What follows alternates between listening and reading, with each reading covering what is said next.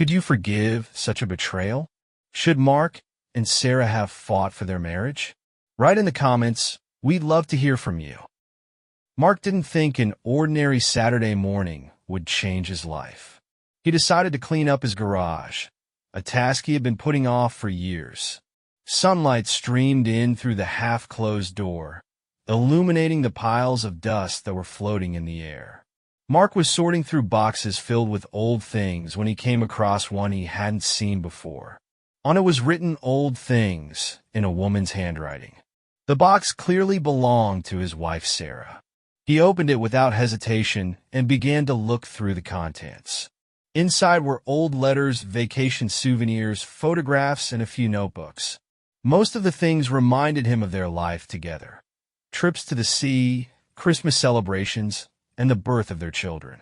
But one photo stood out from the rest. It was a picture of young Sarah. She looked happy and carefree, just as Mark remembered her at the beginning of their relationship. But there was a strange man standing next to her. Their embrace looked too close to be just friends. On the back of the photo was an inscription, New York, 2003. Mark stared numbly at these words. At the time, Sarah said she was at her parents' house in Chicago. He immediately felt his heart sink. It wasn't just a photo, it was evidence that his wife could be hiding the truth from him. At first he tried to calm himself down. Maybe it was just an old friend. Maybe this photo doesn't matter. But the longer he looked at the photo, the more he grew in doubt. Something about Sarah's expression and the way she was hugging the man was troubling him. Mark spent the next few hours flipping through the contents of the box. His hands shook as he found more and more unfamiliar items. Among them was a letter addressed to Sarah, signed Michael. It was dated the same year as the photo. In the letter, Michael wrote how much he was looking forward to meeting her and thanked her for the unforgettable time in New York. Mark felt anger building inside him. He put the letter away and tried to concentrate, but his thoughts jumped chaotically from memories of their perfect marriage to these new discoveries. For 20 years, he thought he knew every detail of his wife's life. Who was this Michael? Why hadn't Sarah ever mentioned him? What else could she be hiding? He decided to ask the question directly. When Sarah returned home, Mark inadvertently mentioned cleaning the garage. He told her about the box he had found and even hinted at the photo. Her reaction was instantaneous. Her face tensed and her smile disappeared. Sarah quickly changed the subject, pretending she had somewhere to be. This only fueled his suspicions. That night, Mark couldn't sleep. He lay looking at the ceiling and replayed all the moments of their life in his head. How could he not have noticed this before? Why did this photo come to the surface now? Is there something else he doesn't know? The next day, Sarah went out on business, and Mark returned to the box. His hands nervously went through the contents until he came across another disturbing piece of evidence. It was a notebook in which Sarah had kept records of her travels. One section was devoted to a trip to New York. There were details of meetings, names, dates, everything that confirmed her connection to this mysterious Michael. Mark was shocked. It turned out that Sarah had met with Michael several times, and these were not casual encounters. He felt his marriage, which had seemed unbreakable, begin to crack. He could no longer ignore the facts. His anger and desperation forced him to act. He turned to a close friend of hers, hoping to get some answers. But the friend just brushed it off, saying that it was an old story and not worth bringing up now. This made Mark even angrier. He decided he needed proof. Mark hired a private investigator. He wanted to know the whole truth, even if it was painful. A few days later, the detective gave him a report. Michael was an old friend of Sarah's with whom she had kept in touch for longer than Mark could have imagined. Their relationship was not only friendly, but also romantic. The report contained photos, phone call records, and even trips they had taken together that Mark hadn't known about. This discovery was like a punch in the chest for him. He couldn't understand why Sarah kept this relationship a secret. All this time, he thought they were being honest with each other. Mark felt his heart clench every time he remembered the conversation with Michael. The man whose voice was calm and even friendly left an unbearable aftertaste. Michael knew about him, but his confidence and calmness made Mark understand. Sarah had never completely severed that connection. Mark's anger grew. He sat alone for hours, going over all the memories of their life in his head. How could she have hidden it? How could he not notice that something was wrong?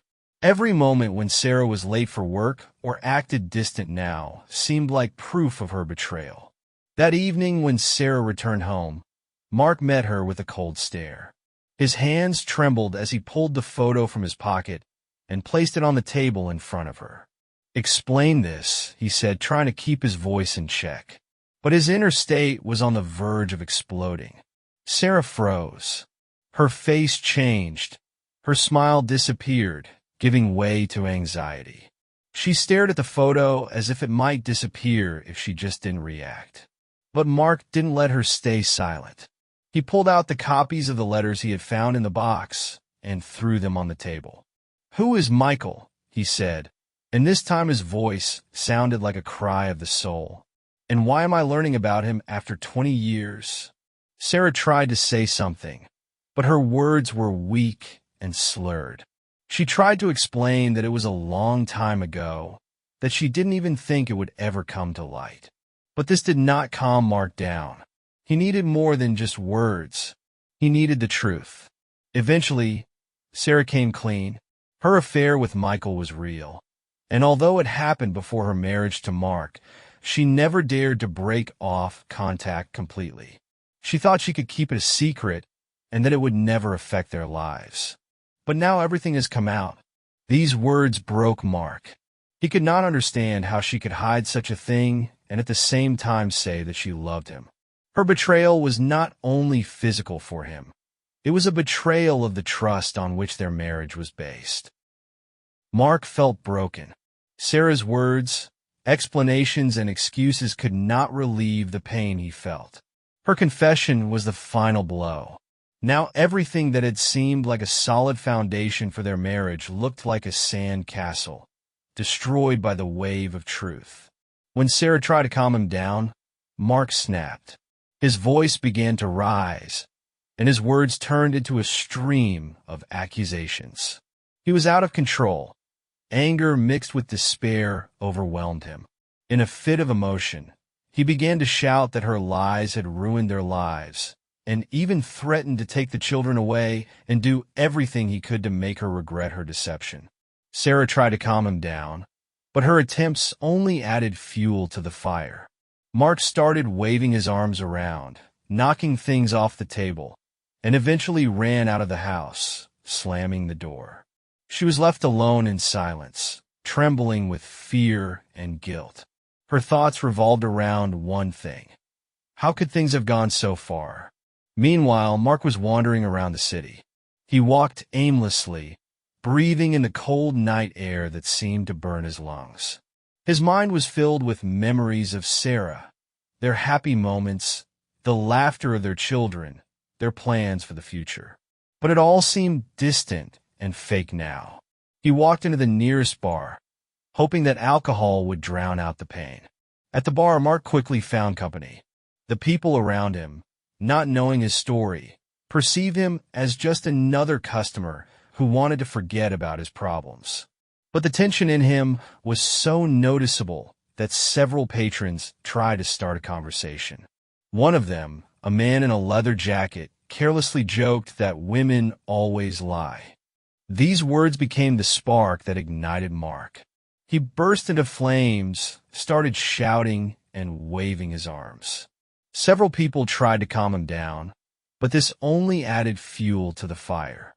The fight ended with a call to the police. When the police arrived, Mark did not resist, but he looked terrible. Tousled hair, red eyes, and a torn shirt. He didn't say a word as they put him in the car and drove him to the police station. The next morning, Sarah woke up to a phone call. She was told that Mark had spent the night at the police station after an incident on the street. Her heart clenched with pain and fear. She hurriedly got ready and went to the police station. When she saw Mark, her tears fell involuntarily. He looked exhausted and confused, as if all his anger had evaporated, leaving only emptiness. His eyes, which had once shone with love and confidence, were now filled with shame and powerlessness. Sarah paid the bail, and they returned home together. There was an oppressive silence in the car. Neither of them knew what to say. Sarah thought about how things had come to this, and Mark realized that his actions had only made things worse. When Mark returned home, he went to his bedroom in silence. He closed the door and fell on the bed. His thoughts ran chaotically from anger to pity. He realized that his anger was not only destroying their marriage, but also himself. For the first time in a long time, Mark felt like he was losing control of his life. Sarah stayed in the kitchen. She made herself a cup of tea and sat at the table, looking out the window. Her hands were shaking and her mind was focused on how to rebuild their lives. She knew that their marriage was on the brink, but was it worth it to keep fighting? Her secrets had caused this chaos, but would they ever be able to fix it? This incident was a turning point for both of them. Mark and Sarah were faced with a difficult choice: to seek a way to reconcile or to let go and move on separately. Their future was still in doubt, but now they both knew that things could not go on like this. Mark and Sarah did not speak for several days after the incident. There was a tense silence in the house that was heavier than any screaming. Both realized that their marriage was hanging in the balance, but neither knew how to take the first step. One morning, Mark looked in the mirror and saw himself in a new light. His face looked tired and his eyes were empty. He realized that he could no longer live in this state. After collecting his thoughts, Mark decided to act. He invited Sarah to talk to him. They sat down in the living room where it all began and looked into each other's eyes for the first time in a long time.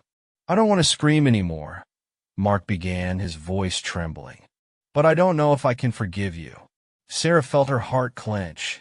She knew that she had hurt him, but now she realized that she herself had been a victim of her own fears and lies.